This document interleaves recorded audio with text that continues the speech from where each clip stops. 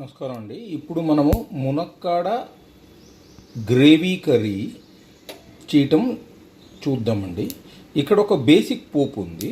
ఇక్కడ ఏది ఆవాలు, జీలకర్ర, నేను శనగపప్పు అవేం వేయలేదండి. ఆవాలు, జీలకర్ర, మెంతులు, కరివేపాకును, ఎండుమిరపకాయలు. ఓకేనా? ఇవి చేసేసిన తర్వాత ఇక్కడ ఒక బేసిక్ గ్రేవీ ఒకటి తయారు చేస్తున్నాను.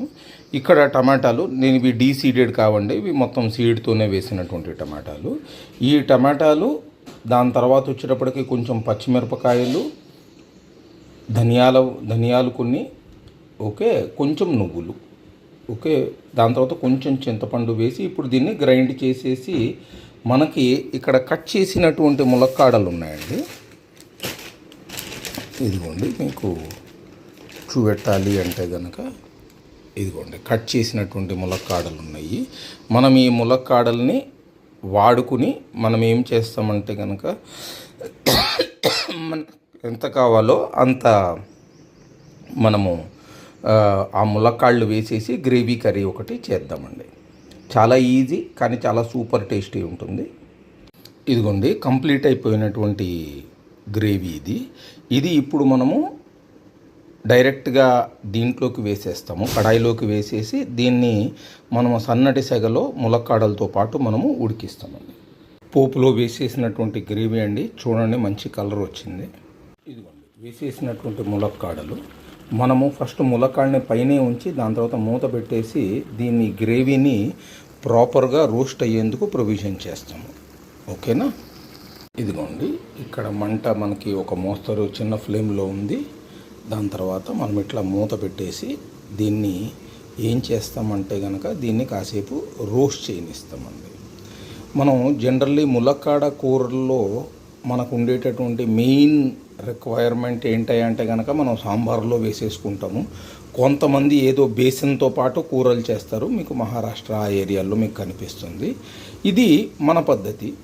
మనం ఏంటంటే దీన్ని గుజ్జు అనుకోవచ్చు, లేకపోతే కనుక దీనికి గ్రేవీ కర్రీ అనుకోవచ్చు, మీరు ఏదన్నా పేరు పెట్టుకోండి దీనికి. ఇక్కడ ఏమైపోతుందంటే కనుక మనము ములక్కాడల యొక్క కోర్ ఇంటెన్సిటీ ఫ్లేవర్ మనము చక్కగా ఆ గ్రేవీ లోపలికి తీసుకుంటాము. సో దట్ మనకి ఏంటయ్యా అంటే లిక్విడ్ కూర కాకుండా మనకి ప్రాపర్గా అన్నంలో కలుపుకునే టైప్ కూర ఒకటి మనకు వస్తుందండి. సాంబార్ కూడా అన్నంలో కలుపుకోవచ్చు కానివ్వండి, అది ఒక లైట్ ఇంటెన్సిటీ ఉంటుందండి, ఎందుకంటే వెజిటబుల్ స్టూ టైప్లో ఉంటుంది. ఇది హై ఇంటెన్సిటీతో ఉంటుంది మీకు ఇక్కడ. ఓకే, సో మనకి రుచి బాగుంటుంది. దీని లోపల మనకి పప్పు కానీ లేకపోతే వేరేది కానీ వేసుకోవాల్సినటువంటి అవసరం లేదు. ఎప్పుడైనా మీకు ములక్కాడలు కనుక ఫ్రెష్గా దొరికినాయి, దాని తర్వాత వచ్చేటప్పటికి లేతవి దొరికినాయి అనుకోండి, మీరు కనుక ఇది వేసుకుంటే కనుక సూపర్ డూపర్ ఉంటుంది. ఓకే, ఇది మనకి పెళ్ళిళ్ళల్లో కానివ్వండి, లేకపోతే కనుక జనాలు ఎక్కువ వచ్చినా ఇది కనుక మనం చేసుకుంటే చాలా తొందరగా అయిపోతుందండి. ఇది మా అమ్మమ్మ గారు ఇది చేసేవాళ్ళు అండి. ఓకే, మా అమ్మమ్మ, దాని తర్వాత మా అమ్మగారు. ఓకే, ఇప్పుడు చూడండి మనకి మొత్తం నీళ్ళన్నీ ఎగిరిపోయినాయి.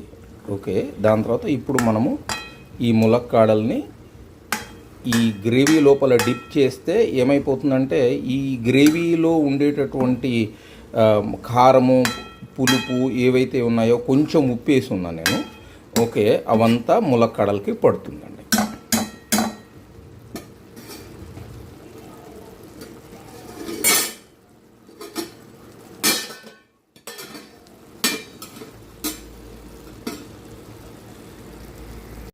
ఇప్పుడు మనము కొంచెం పసుపు, దాని తర్వాత రోస్టెడ్ జీలకర్ర పొడి, దాని తర్వాత ధనియాల పొడిను, కొంచెం మిరియాల పొడి వేసామండి దీంట్లో. క్రష్డ్ బ్లాక్ పెప్పర్ అన్నమాట. ఇప్పుడు కూర దాదాపుగా తయారైపోయిందండి. సో నేను దీంట్లో కొంచెం ఎండుకారం వేసాను. మనకి కలర్ బాగా రావాలంటే కనుక ఎండుకారం చివరిలో వేసుకుంటే బెటర్ అని నా ఉద్దేశము. కొంచెం నీళ్లు పోసి మూత పెట్టానండి. చాలా తక్కువ నీళ్లు పోసాము, ఎందుకంటే మనకి కింద ఉన్నటువంటి మయాడ్ రియాక్షన్ జరిగేసి వచ్చినటువంటి ఫాండ్యూ ఏదైతే ఉందో అది మనకి సరిగ్గా వచ్చింది. ఇదిగోండి, ఇది అయిపోయినటువంటి కూర మనకి చక్కగా గ్రేవీ తయారైపోయింది. దాని తర్వాత వచ్చేటప్పటికి నీళ్ళగా లేదు. ఓకే, ఒక మోస్తరు మనకి టమాటా ఉంది కాబట్టేసి దాని లోపల నుంచి మనకి ఈ గ్రేవీ ఫామ్ అయింది. ఓకే, కొంచెం నీళ్లు నేను వేసాను ఆల్రెడీ.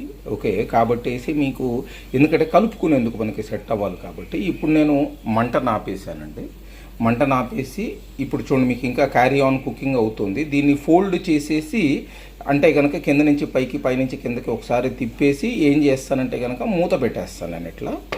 మనకి అది మనం మూత పెట్టేస్తే ఒక 10 నిమిషాలు మనం ఏది సర్వింగ్ చేసుకునే ముందర ఉన్నంత వరకు మనం చేసుకుంటే దానిలో ఉన్న ఫ్రేగ్రెన్స్ కూడా పైకి వచ్చేసి మళ్ళీ కింద కూరలోకి పడుతుందండి. అప్పుడు భలే రుచి వస్తుంది. ట్రై చేసుకోండి, మీకు అందరికీ నచ్చుతుందని మా నమ్మకం.